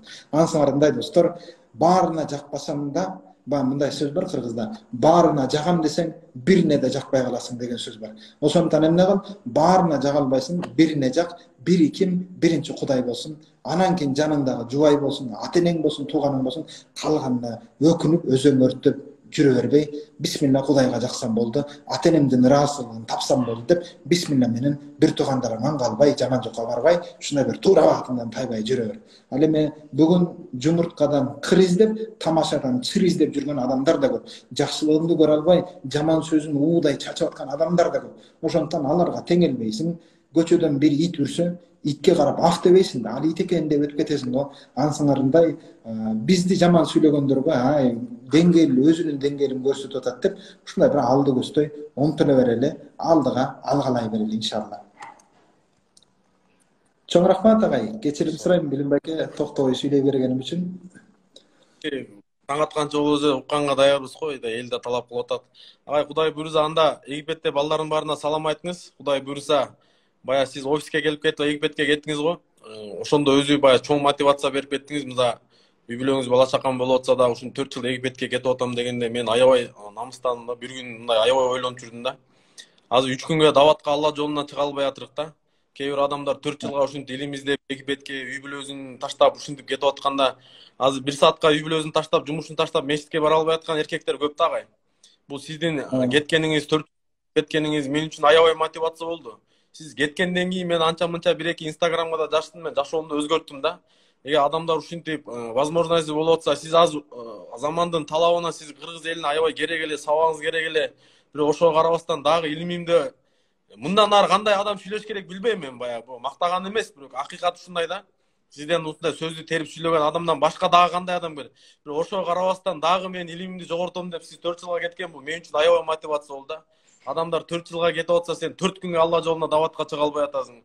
Адамдар 4 жылга Египетке кетип атса, сен 4 мал намазды мечиттен окуй албай атасың деп өзүмдү өзүм жемеледим да. Аллах Таала разы болсун. Кудай буйруса, анан мен сизге айткан сөзүм бар, офисте кетип атканда билесизби? Кудай буйруса, сиз илим жолундасыз, обязательно сизге Египетке башка максатта эмес, Египетти кыдырып, мен дүйнө жүзүн көбүнө эле кыдырып койгом, Алла агай шүр, Алла да. Именно сизди, биздин эң мыкты инсан, биздин туура жолго үгүттөй турган пайгамбарыбыздын жакшы үмөттөрүнөн болгон үчүн сизди Кудай буйруса Египетке окууңуз башталгандан кийин өзүбүздүн мыякта чучук-пучуктарыбызды алып алып зыяратка барабыз. Анан айтайын дегеним, Египетте студенттердин баарына салам айтыңыз, себеби иман болмойнчо кыйын. Студенттер бүт кезде мыкты прокурор, имандуу прокурор, ушундай адамдар керек. Мыкты банкта иштеген ошондой имандуу адамдар керек. Мейли бардыгы алым болуп кете албаса дагы мыкты ушундай ген прокуратурада иштесин, сотто иштесин, милицияда мыкты имандуу. Адам имандуу болбойнчо мейли канча молодец болсун, кандай жакшы болсун, бирок жүрөгүндө иман болмойнчо болбойт экен да агай. Мисалы Казакстанда болошак деген булар окуп өткөзгөн го. Эң мыкты Назарбаев, при президентство бардыгы өткөзүп, анан кийин бардыгы Европада окуп келишти. Бардыгы эң мыкты окууну бүттү, бирок кийин келгенден кийин баягы жүрөктө иман жок экен, слабый экен да. коррупция менен кармалышты да. Анан кийин ойлодум да, бул эң биринчи адамда иман болбосо, ал канча илимде болсун, мейли Кембриджде окузун, мейли Оксфордто окузун, бир Алла көрүп турат, билип турат деген болбосо, миң молодец болсун, миң жакшы окусун, алып кое берет экен да. Бул мамлекеттин имуществосун урдатпай койгон, бул имандын күчү. Мамлекетке кыянаттык кылдырбай койгон, бул имандын күчү. Бирөөгө жаман сөз сүйлөттүрбөй, жакшы сөз сүйлөттүрүп койгон, бул имандын күчү экен да. Айланып келип эле мекенге кызмат кыла турган болсо, агай, мисалы биз акчабыздын көптүгүнөн же бирөө кутурганыбыздан ишти кылып аткан жокпуз. Пайгамбарыбыз айткандан Аллах Таала ушунун наградасы кыяматта ушундай болот деген нерсенин бу дагы иманда түртүп атат да. Кудай буйрса биз кылган ишибиз, ниетибиз түз болсо, элге өрсүн үчүн эмес, бирөөлөр макташ үчүн эмес болсо, иншалла кыяматта сообун алабыз да. Анан бир сөз бар эле, Максат ажы менен баягы Кабага барганда Максат Дамылда муфтийдин жанында көп жылдан бери кызмат кылып калабыз. Айтты эле да, билим, мусулман адам эч качан алып аябайт, берип байыт депчи. Аллага шүгүр ушу күндөн бери жакшы иштерди кылып келатак, бирөө кассабыздын акчабыздын кемигенин көргөн жокпуз да. Көбөйсө көбөйдү, бирөө кемиген жок. Бул бир. Анан экинчиден агай баягы Саудияда 120-130 кыргыз балдар окуйт, Риядта окушат, Мекке, Мединада. Анан бир 4000-5000 доллардын тегерегинде расход кетет. Булар ар бир областтан команда болуп чогулуп кетет. Ошо күндү кыргыздардын бардыгын чогултуп, кыргыздын желегин илип, ошол жерде футбол болуп, аш базып, жакшы сөздөрдү сүйлөшүп, ошол жерде пикирибизди айттык. Силер окууну бүткөргүлө, банктан мыкты сотрудник, силерде имандуу алымдар керек. Соода сатыкта имандуу алымдар керек, мыкты имандуу гаишниктер керек, мыкты имандуу ошондой эле паспорттун столдо иштеген адамдар керек. Кудай буйрса, силерде адамдарга Кыргызстан күтүп атат, үмүт кылып атат депчи айтайын дегеним. Египетте да сиз Кудай буйрса растап канча областта канча кыргыздар бар экенин тактай бериңиз. Быйыл биз Саудияга обещать этип койгонбуз. Ошого сиз менен умрага чогуу барып келсек, чогуу кыргыздар менен жолугасыз, комуз менен ошол жерден өзүңүз айтасыз айтуучу сөздөрдү. Кудай буйрса, мен өзүм бир кыялым бар эле да, ушу бир адамдардын баарына азыр умра бир 10-15 кишиге берип койдук. Ушулардын баардыгы бир чогулуп барып келип, Кудай буйрса пикирлешип, достошуп, баардыгыбыз канткенден максатта кызмат кылабыз. Алымдардан сиз бар, Алы Туткучев бар, Жоламан Махмудов бар, Наркылар бар, Беркилер бар, баардыгына Кудай буйрса берип келатак. Максат ажыны амир сап кылып, Кудай буйрса бир Алла жолуна чыгып келсек. Анан кийин экинчи этап ушул нерсени Египетте кыргыздарга өткөзөбүз, Кудай буйрса. Кыргыздарга ар бир областынан канча чогулсун, мейли 300-400 болсун, баардыгына аш даярдайбыз. Бир жерден Египеттен футбольный поле алып снимать этебиз. Балдардын настроениясын көтөрүп, приздер болот, подароктор болот. Балким баягы курстар менен, биринчи курстар өзүнчө бир команда, жаңы келгендер бир команда болобу, ошол жерден сөз кылып, иш кылып, баардыгына бир ыраазычылык билдирип, мотивация берип, действительно ушундай моментте биз силердей алымдарга, силердей жүзөгү таза, Алладан корккон адамдарга муктажбыз Кыргызстан депчи. Ошентип Кудай буйрса Египетте да өткөзөбүз аны. Сиз менен андагы машвара кылабыз. Анан кийин азыр могу биз айтканбыз да, конкурс болгондо эмне болуп атат агай? Бир өкүнүчтүү нерсеси бар. Мисалы, сиз прямой эфирге киргенде менин жеке оюмда, мисалы 200 миң, сизде 300 миң подписчик бар, дегеле минимум жок дегенде 4000-5000 адам отуруш керек эле да. Себеби ар бир кеткен убакыт үчүн да жооп бересиң да. Бирөө эле чыгып бийлеп атат, бир нерсесин көрсөтүп атат, бирөө чечинип атат, бирөө тамак ичкенин көрсөтүп атат. Эч кандай пайда жок да. Кээ бир мейли аялдарга түшүнөбүз. Аялдар мейли аялдарга жазылсын, тияка жазылсын, бияка жазылсын, кыздардын көрсүн. Эми эркектерге дейм да, сага мен постоянно айтам да, сага мисалы Нурлан Насиптин катынын сүрөтү сага эмне кереги бар? Тиги дагы Данияр Элматов дейби, Булырчы дейби, Атабековдун катынын сары кызыл көйнөк кийгени сага эмне кереги бар да? Жазыл мына айтайын, Максат ажы сабак өтүп атат, бул Идирис агай сабак өтүп атат. Ошолордун бардыгына жазылып, Кудай буйрса, мен негизи мындай кичине капа болосуң, эми элдин баарын эмете албайсың да. Бирок ушундай алымдардын сабагына кантип 200-300 киши эле отурат да, бирөөнүн чечинип клубда бийлегенде 2000-3000 жөн эле бир маанисиз сөзү. Же ахиретке де пайдасы тийбейт, же бул жашооңо да пайда тийбейт да. Жөн эле кеткен убактың. А бул берген убакыт бул Алланын неаматы. Сен көрүп аткан көзүң үчүн, угуп аткан кулагың үчүн, тыңшып аткан сөзүң үчүн, ар бир нерсе үчүн жооп беребиз да, туурабы агай? Ошон үчүн сиз дагы туура айттыңыз, Инстаграмды мейли. Биз бул эми башкалардын, америкалардын системасы, биз буларды токтото албайбыз. Бирок биз бурагы туура направление берген адамдарга аракет кылсакчы. Ошон үчүн мен агайга жардам берип, жакшы сөз айтып, агай чыгып туруңуз депчи. Баягы мындай бар го, жардам берейик, чоң алдын сөзү бар экен да, бири-бирибизге жардам берейик. Жардам бере албасак зыян бербейик. Бири-бирибизге жакшы мамиле кылайык. Жакшы мамиле кыла албасак кыжалат кылбайык. Бири-бирибиз жөнүндө ар дайым комментарий жазганда жакшы сөз сүйлөп коеюк. Жакшы сөз сүйлөп албасак жаман сөз сүйлөп адамдын көңүлүн чөктүрбөйүк. гайбат айтпайык, ушак айтпайык депчи. Эми элдин оозу элеккен агай. Сиздин баягы бир сторисиңизде чыгардым эле. Ушундай сиз чыгардыңыз эле бир адамдар туура эмес сөз жазыптыр да. Бул адамдар боло берет экен да. Бирок биз Кудай буйруса максатты Аллахтын ыраазы үчүн кое берсек агай, иншалла Кудай буйруса бардыгыбыз бириксек бир Кыргызстан үчүн бир чырайлуу кызмат кылабызбы деген үмүт бар, тилек бар Кудай буйруса. Ошон үчүн эми дагы конкурс кылып биз баягы айтабыз, подписка кыл, анан мага жазыл, анан минтпе, тигинтпе дебейбиз да агай. Болгондо эле давай ушу агай менен прямой чыкканда ошо сөзүн угуп кой, агайдыкын угуп кой, ошол эле кыяматта сага пайда берет. Ошол сөзүң үчүн эле биз сага конкурс кылып атак. Же бирөө мени билим мактасын, же бирөө акчасы көп экен, же компаниясы мындай подписчик көбөйтө турган болсок, агай акча деле бар. 1 миллион подписчик бир паст эле жаздырып алабыз да. Бирок биздин максат подписчиктерди көбөйтүү эмес. Чыныгы жүрөгүндө иман сөзүн угам, сиздер менен чогуу бир командада кыймылдайм. Алланын дини бийик көтөрүлсүн деген адамдар менен иштешкибиз келет, ошолор менен сүйлөшкүбүз келет, ошолор менен угушкубуз келет да. Ошон үчүн Аллах Таала, Алла ыраазы болсун агай, анан могу бир телефон ойнотуп атканбыз, мынагучу. Сиздин подписчиктериңизди айтып атпайбы, сохранить этип коюңуз депчи. Биз обязательно сохранить этип коебуз, анан буга чейин да конкурстарда ойнотуп жүргөнбүз, ар кандай кылып тандап, тигиндей кылып. Анан өзү ой келди да агай, бул телефонду мисалы Кыргызстан эгемендүүлүккө 30 жыл болгондо эмнеге жетиштик? Эмне кемчиликтерибиз бар? Эмне толуктайбыз? Ошол жөнүндө китеп барактасын, интернеттен издесин, наркы берки жактан карасын, башын иштетсин. Анан эң мыкты жазган комментарийге мына ушу өзүбүздүн атыбыздан, компаниябыздын атынан, биз өзүбүз лидер мобайл компания, ошонун атынан ушу телефонду эң мыкты Кыргызстандын эмне нерсеге кым болсок жетишкен болобуз. Эмне нерседе кемчиликтерди кылдык, эмне нерсени калсак алдыга жылабыз. Ушул жөнүндө биз ушу видеону сактап коебуз агай, сиз менен болгон видеончу. Ошонун алдында комментарий жазса, анан сиз менен бир электен өткөзүп туруп, эң мыкты сөзгө бай, байли китептен издесин, историядан издесин, тарыхтан издесин, кайсы жерден жетишти, кайсы жерден кандай болуп калды, ошо жерлердин бардыгын Кудай буйруса издеп, анан өзүнүн ой пикирин комментарийге калтырсын. Анан биз 2-3 күндөн кийин анализ кылып туруп, ошо эң мыкты комментарий жазган адамга, эң неметкен адамга ушул телефонду ыйгарабыз, Анан кийин агай, сизден сураныч, Кудай буйруса бир айда бир жолу бир теманы козгоп, бүгүн да срочный болуп калды да. 2-3 күндөн кийин дагы бир неметип тактап неме кылабыз. Бир айда бир жолбу, 2 жол ушу көйгөйлүү маселелер жөнүндө чыгып турайык агай. Сиздин сөзүңүзгө мен өзүм да муктажмын, элдер да муктаж. Действительно баягы жакшы сөз жан эргитет деген барбы агай? Сиз менен азыр 15-20 мүнөттүк дискуссия кылып, аябай жүрөктөр жумшарып, неме болуп калды да. Жүрөктөр тазарып, анткени пайгамбарыбыз айткан дейт го, денеде бир үзүм эт бар. Ошол нерсе таза болсо бардык нерсе болот. Таза болот, албетте ал жүрөк, албетте жүрөк деп. Сиздин жүрөктү бүгүн тазалашка, мотивация, мекенге кызмат кылышка, бир сыйра жүрөктү тазалашка жардам берип койдуңуз. Алла ыраазы болсун агай. Акыркы сөзүңүздү өзүңүз коңуз, ошо менен неме кылабыз. Буюрса, абдан жакшы болот экен. Мен ушул бир телефон тууралуу айткандан улам балдарыбызды бүгүнкү күндө телефон бузган жок. Телефон менен жалгыз таштап коюп, биз өзүбүз бузуп атабыз да. Муну нерсени унутпасак, базарга бара турган болсок, мектептеги жаш баланы жаныбызга жетелеп ала турган болсок, жол катары дордойго мынау аялдамага чыгасың, мынау автобуска отурасың, моундай жерге барып, моун жерден түшөсүң деп, өзү барып келе турган жолду көрсөтүп, үйрөтүп койгондон кийин, анан үйдө тынч отуруп, балам базарга кетсе, ал жолду билет деп, кыжалак болбой отурасың.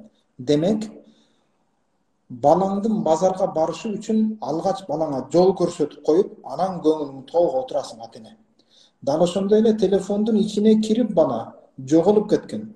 Ата-эне катары балаңдын телефонго кирип, кайсы сайтка киресиң, ким менен достошосуң, кимдин сабагын угасың, ким менен байланышасың, кайсы чөйрөдө жүрөсүң деп телефондун ичиндеги жолдорун балага баягы базардын жолун көрсөткөндөй үйрөтүп койсоң, анан көңүлүң толук отурат эле.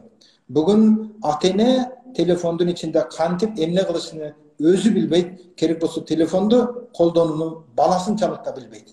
Натыйжада ата-эне артта калып кеттик. Демек, анан телефон бузду, интернет бузду, коом өлдү, коом айнын дейбиз. Унутпаңыздар, урматтуу улумуун, балдарыбызды телефон бузган жок, телефон менен таштап салып биз бузуп атабыз. Адепсиз баланы адамдардын арасына аралаштырып коюп, ааламдын бузулушуна дагы, Алатоонун арка кетишине дагы ата-эне улумуун биз себепчибиз. Ошондуктан балдарыбызды балээ кылып чоңойтуп коюп, башкаларды күнөөлөп карап отурабыз кайра эле. Ошондуктан жалпы ата-энелерден суранарым, келиңиздер, жанагы көзөмөлдү, балдардын үстүндөгү көзөмөлдү өзүбүзгө алышыбыз керек. анан ошондо жакшы болот. Ал эми мынау жолугу маектешүүбүздү 1 айда 1 деп калдыңыз. Жакшы бир кеп салдыңыз. Жаным менен даярмын. Буюрса кийинки бир жолугушуу темаларды балким 2-3 күн 1-2 күн алдын ала жарыялап, теманы жарыялап, ошонун үстүндө айта турган сөзүбүздү, өзүбүздү тактап бүт бардыгын даярдап алып, анан элге бир эң сонун бир жан дүйнө руханиятына азык боло турган бир темада сүйлөп берип, элди дагы бир жакшылыкка өндөп берип, интернеттен келип туралы, буюрса даярбыз. Ал эми бүгүнкү телемомдо телефон берүүдөн улам, Инстаграмдагы инсандар менен жолугушуудан улам сиздин койгон бай кеңешти буюрса сиз айткандай эгемен өлкөбүздүн келиңиздер бир негативден арылып бир позитив жакка бир өлкөбүз өйдөлүп бараткан өлкөбүз деп ушундай бир эгемен өлкөбүздөгү 30 жылдык тарыхтагы жеткен ийгилиги, мактанычын коом бүтүндөй дүйнөгө жар салып айта турган бир жаатта бир жарыялайлы. Анда өлкөбүздүн өзгөлөргө мактанып көрсөтө алган жакшылыгы, эмнелери бар, ийгилиги, ушулар жөнүндө жазсын деп сураналы. Антпесекчи, баягы койчуманын таягы боёсу болоруш болуп, боёсу канып бүткөн баягы эле негативтерди жазып эле отура беребиз. Анткени сиз айтып бараткан кезде эле уже негатив комментарийлердин бир экөөсүнө көзүм түшүп калды. Ошондуктан келиңиздер, өзүңдү бирөөнү жинди дей берсең 40 күндөн кийин жана киши өзүн ооба мен жиндимин деп калат. Ансарындай келгиле бир өзгөлөр суктанып, өзгөлөр ээ болбогон эгемендигибизге кадыр баркына өзүбүз жетпей, беделине доо кетирип, биз өзүбүз балчыкка батырып сүйлөп отурсак, анда биздин өлкөбүздү ким баалап алсын? Ошондуктан келиңиздер, өлкөбүздү мактап, даңазалап, кыргыз өлкөсүн кыйнага тааныткан бир комментарийлерди, же болбосо чет өлкөдө болсун, айтор мекен үчүн менин кылган эрдигим деген темада мындай бир комментарий калдырсын. Ким Кыргызстанды кандай мааниде башкаларга жакшы бир таанытып, мактап көрсөтө алды? Ошондой бир эрдик жасаган кишилердин комментарийлерин, чыгармаларын карап, ошонун ичинен бирөөсүн тандап белек берели, ушул жакшы болсун. Анткени Кыргызстанды кантип тааныттың, өлкөңдү кантип өзгөлөргө суктандыра ала турган даражада даңазалай алдың, ошол эрдигиңди айтчы, ошону жазчы айланайын, ошону бир көрөлү. Сүйлөзө жазсаң жакшы сөз жаз, жаза албасаң жазбай эле коюлучу дейт ба. Агай, Аллах Таала эки дүйнөдө өмүрүңүзгө береке берсин. Жаман көздөн, жаман сөздөн Алла өзү сактасын. Кудай буйрса, кийин дагы байланышып неме кылып турабыз агай, элдин да талабы бар экен. 1 айда 2 жолу дейт мен. 2 жолу Кудай буйрса, эл үчүн, кызмат үчүн даярбыз агай. Бул турганга даярбыз. Эмкиде да конкурстарды уюштуруп турабыз агай. Сизди уккан адамдар будан кийин сиздин сабагыңызда жөн эле сабагыңызды угуп кетпей, Кудай буйрса, неменин аягын белек менен кетет да, Кудай буйрса агай. 1-2 мүнөт кош эметип коесуз агай, шыңгылдан таштап коесузбу?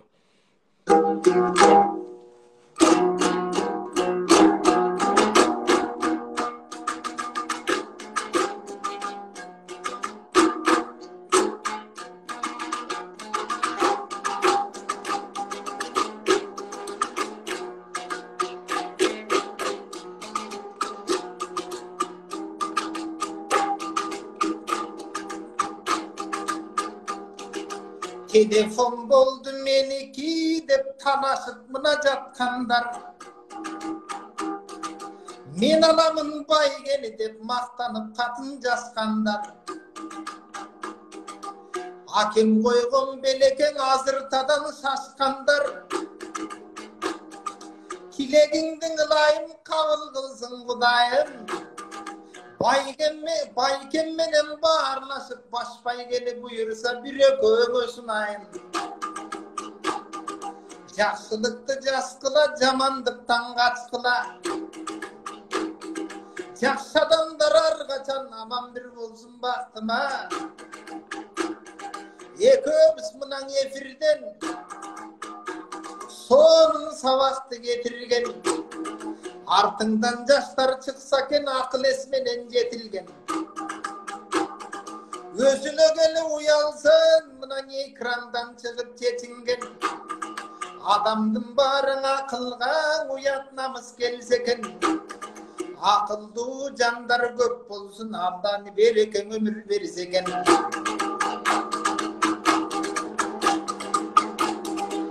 Eminelerden aytamın Jaskandım mına barınan men bugün jakşılıkты baykadım.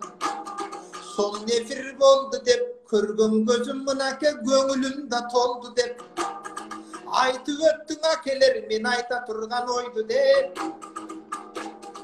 Geldim bar görüştü, efirden göv ketken jok bar göңүl bölüştü. Jakşılık aytıp olturan, jamı jurt aytkan gepke könüştü. Emine ayabay candı köp gördüm. Baylardın da gerek bir göğün göstün ötkürdüm. Baylığı var al bir sarandığı asalat. Baylığın bir jakşılık emez jamandıka çaçalat. Adamdan emez andaylar şeytanlardan batabat. Hasis bolsoň anday emez jakşılıka çaçkansız. Allah bergen ömürde ırıskını tapkansız. Elime oň elimdine ertegin. Oylop mına karasam oroşol oydu baskansız. Sizdeylerden canında baymanaptı köp gördüm. Baylığın jamandın yoluna karıp çaçalgan. Baylığını kıtımızın bekiti balığı şunday jaman kağada masalgan. Kılgan işine çirkine jaman günü kılışkan. Jakşılık jolda jürelbay jaman bir jolda basışkan. Çoçundar menen jatışkan. Zınagılık jürüşkön. Jakşılık degen ümüttün kurgadıp mına uşunday jüröktün bar güýüşkön. Anday emes tapkan tuğra jolgo çaçalgan. Jakşılıka berişip jardam kılıp gelişime jakşılardan batalgan. Uşunday boydon galыңız jüskö çeyin jüdötpöy güçlü olsun canınız. Emin oyumdun andan aytamın. Büyülülük manide tögüp veren terme var. Vakit var vay keviz. Bu ruhsatı verirseniz. Ulay verem sözümdü. Gözümdü cüvele koysunuz karap duram özümde. Badam desen barın uktanışınday terme var. Kerim aytıp vereyin, içinde sonun kelime var.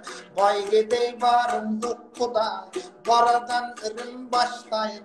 Korkulup jatsa jaşpallar, göğüşüm zıynap taştayın. Ağaymın atan gelege, aytarga sözüm daptayın. Balam dep yaşap gelebis, barına şükür kılbastan. Baleket basıp kebirler, bağlamayız nege biz. Balaga biri zar zaman, biri bala kor zaman. Bilim düğünü toğutbos, birinin biri zor zaman. Birisi baylık düğünü, jaktap jatkan zamana. Akçanının ayabay, maktap jatkan zamana. Baylık üçün baleket, baştap jatkan zamana. Baylığın emes balasın, köçe götürüp kör bulgur taştap jatkan zaman.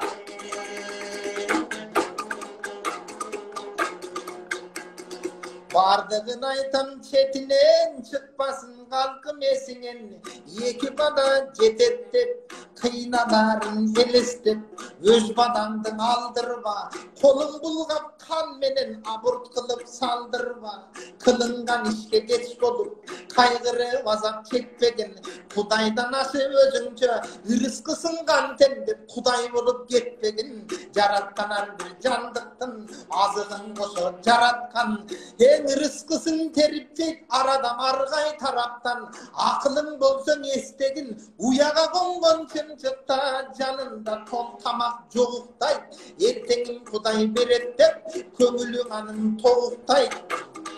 Erteğin kuday berettep şükür dep köngül toğuktay. Jaşoda gebir erkekten, erkek emes tentekten. Kız töröysün katın dep, jaşo gocuk akın dep. Acıraşıp tındınar, karangılıp doğurdu. Kızdardı göngön pürüyley silerdi sondoy kıldılar. Çındıka qarap olturup kantip gözün jaştabay. Kanından bütken balasın aybandan antip taştabay. Moğlum üçün kız bağı hadis aytam karanar. Kızın bolsun ökümböy bekem bolsun aranar. Kızda bolsun oşolur yeğmerimdü balanar. Ayal taptı barında alar menen jetildik. Kızdı jakşı bakıla kızlarına royu garman cannatına gebildi.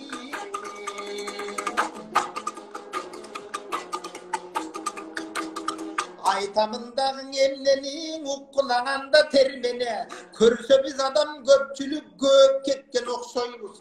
Bananı koyup sıltı olup baylıktı suyup top doyuz. Özündü bilmey zamattan özgölördü sot doyuz. Baladan günden alısta başka jakka kattadık. Üyü tartkan eneleri üyübüzde jappadık. Toy topurdu sıltı olup tündösün üyde bol boduk. Çayxana kafe bazarga koşuluştun oyladık. Baladan taşta bankettin oturuştun oynadık. Kuratma kurat seyildep çötölgödün oynadık. Kelseden ügüt yok, tarbiya menen ügüt yok, telefondu koyup koşuna kolun dost menen uşak taşkan atene. Balanı koyup pult menen kuşak taşkan atene. Balam kaçta koydu bu, bu ömür ötöt batene. Balaga merin vermesen balek ederden başlanan. Bulda çoğun bir masele. Kamok toruğu kamalıp arağın içken dağı var. Haramdın içken atene anda bir kulak salınar. Çaypalıp turgan mastığın, dengeli töben pastığın, uğul kızın geyip gittegen. Sen içken oşol araktın itke bir aldan içmeden. Aybandan anı kılbasa, atene meni tındasa. Tıyız kerek kul kondu, içip çekken caş bandara. Ertege çok kılbasın yurtum.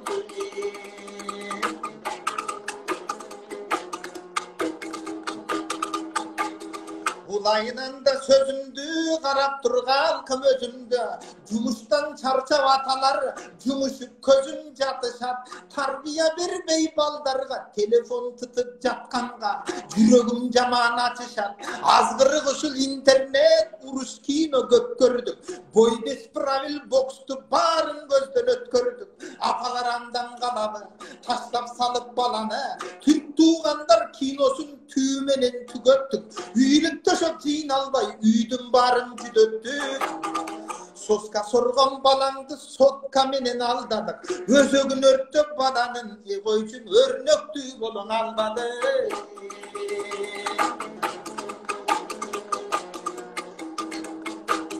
Hayattın iki jağı var, jakşıları köp, bürök jamanları dağı var.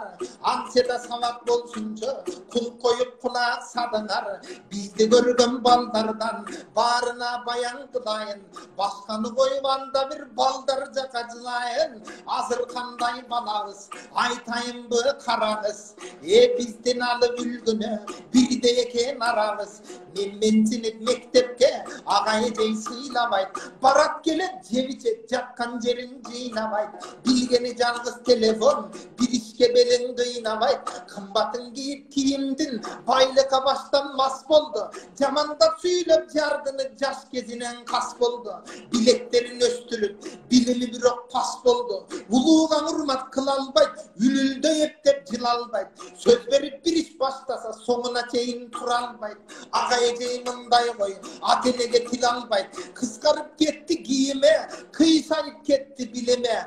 Jolup durdum düşmanday, ağası menen inine. Baldarın bolsa soyçuday, kızdarın bolsa soykuday.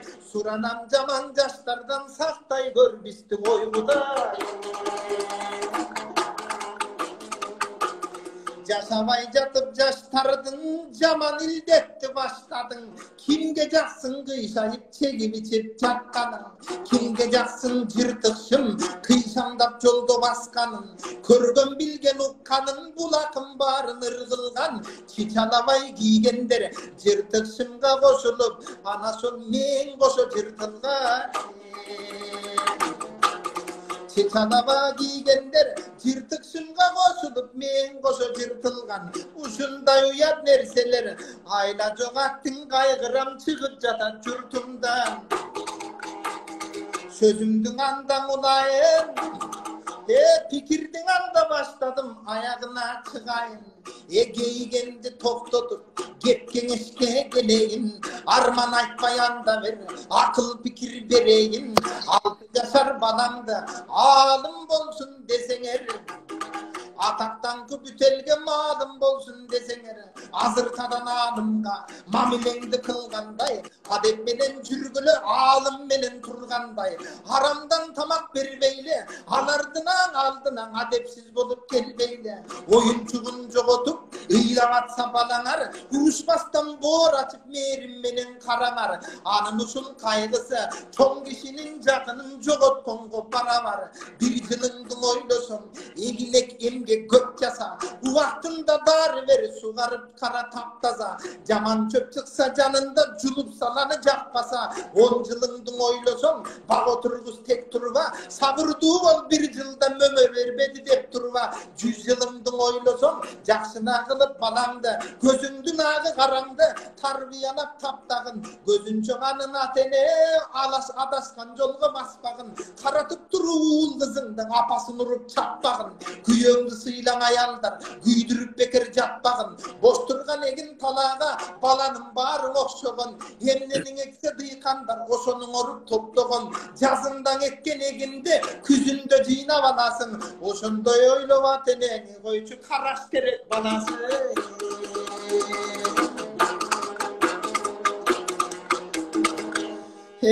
Sözümdün aytan soğuna Hakından çıkan oymuna Hatenede balanın akısı var ukkuna. Barın birdey sanayın akılga bekem tutkuna. Birincisi balandın yaşınısın tandağın. Adaldan berip tamağın ceviçkenin kandağın.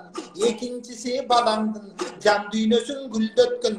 Jaratkandı tanıdık Kur'an'dan üyrötkün. Ek alıp gelse mektepten eki kulak çoyboğun. Kanse balan 5 alat mına şunun oyloğun. Üçüncüsü boy jetse balandı baktın üylögün. Ayalın sağan amanat aldama dep süylögün. Adaş boğun aldı da Allah bergen jol degin. Baldarına ardayın tatıktın ata bol degin. Kızındağı boy jetse kıyılmasın gömülü. Jakşı jergen uzatıp ukmuş öpsün ömürü. Uğluna versen tarbiya tegingdi saktap jatkanın. Kızına versen tarbiyana bul elingdi saktap jatkanın. Hatenenin barısı aytkanımdın oylosun. Jumurtkadan kriz dep jamandıka joylosun. Boy jetkende bulbandar el karagan yüzündü. Koycu jer karatıp koybosun.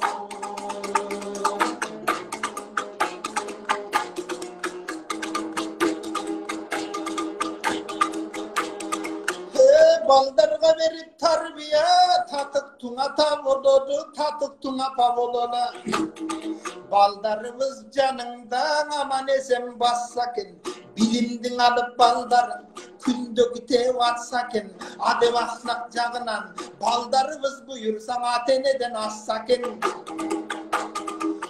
Beyişke baldar sebepçiğin atenenin barına cannatkan eşik atsakin. Oşondoy bolup jürölü. Ada toğ elin aman bol aldığa maskan kadam bol. Allah'a koydum amanat. Har birine ömürde jaratkan süygön adam bol.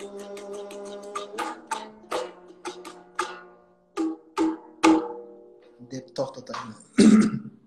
Allah razı olsun. Ama siz terdet ördük okşoyuz 1,5 saatten beri. Maşallah.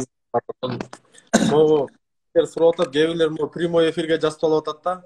Биз азыр прямой эфирде сохранить этебиз. Ошонун алдына да, мыякта көрүп аткандар айтып коебуз, ошонун алдына агай айтып кеткендей.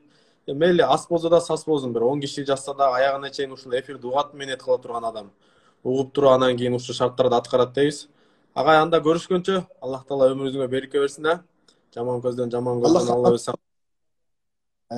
Эфирде өзүңүзгө куш көрүңүз. Мындай эфирде дем, кайрат, күч көрүңүз. Жакшылык берсин жараткан, жакшылыктын баарын бүт көрүңүз. Бүгүн кылган ишиңиздин урматына көрөрмандар менен кошулуп түндөсү пайгамбарды түш көрүңүз дейин да. Рахмат. Алла разы болсун. Кээ бирлер дүйнө үчүн кылып атат, кээ бирлер менетин кылып атат. Казактын Абыл Айхан айткан экен, ey адамзат, алданба, дүйнө деген жалганга, сени таштап качат го акыретке барганда дейт. Ошон үчүн дүйнө ишин ойлобой, акыреттин ишин да ойлойлук. Аллах таала өмүрүңүзгө береке берсин, жаман көздөн, жаман сөздөн Алла өзү сактасын. Ассаламу алейкум, рахматуллахи ва баракатух агай. Дұрыс айттың бәке. Байлығыңдычы жана акыретте качат деп едиңизби? Ушул сөздөн улам байке, биздин байларга, байманаптарга, миллионерлергечи байлыгыңды жаннатка алып кеткиң келе байке, анда пайгамбарыбыз алейхисалам айтат, байлыгыңарды Аллах жолунда бергиле, жаннатта алганы келгиле дейт го. Байке, бергендин баарын жаннаттан аласың, берешендик, жомарттыгыңды Аллах жолунда кыл, мына ушул дүйнөңдүн баарын Аллах жаннатта берет десеңчи. Ой, байлыгымды эмес, бар дүйнө жанымды да алгыла деп берип салат да. Ошондуктан мына ушундай берешендик, жомарттыкты Кудай Таала ар бирибиздин жүрөгүбүзгө салган болсун иншалла. Чоң рахмат. Дуаларыңызды кабыл кылсын. Сөзүнүн айыбызда пайгамбар саллаллаху алейхи вассалам дуа кылган дейт. Даңк болсун дейт, даңк болсун, сый болсун, урмат болсун кимдерге дейт, жакшылыктардын эшигин ачып, жамандыктардын эшигин жапкандарга. Каргыш болсун дейт кимге, жамандыктардын эшигин ачып, жакшылыктардын эшигин жапкандарга дейт. Аллах таала ар дайым сизди жакшылыктардын эшигин ачып, жамандыктардын эшигин жапкандардан кылсын. Эки дүйнөдө бактылуу кылсын агай. Ассаламу алейкум. Алейкум ассалам.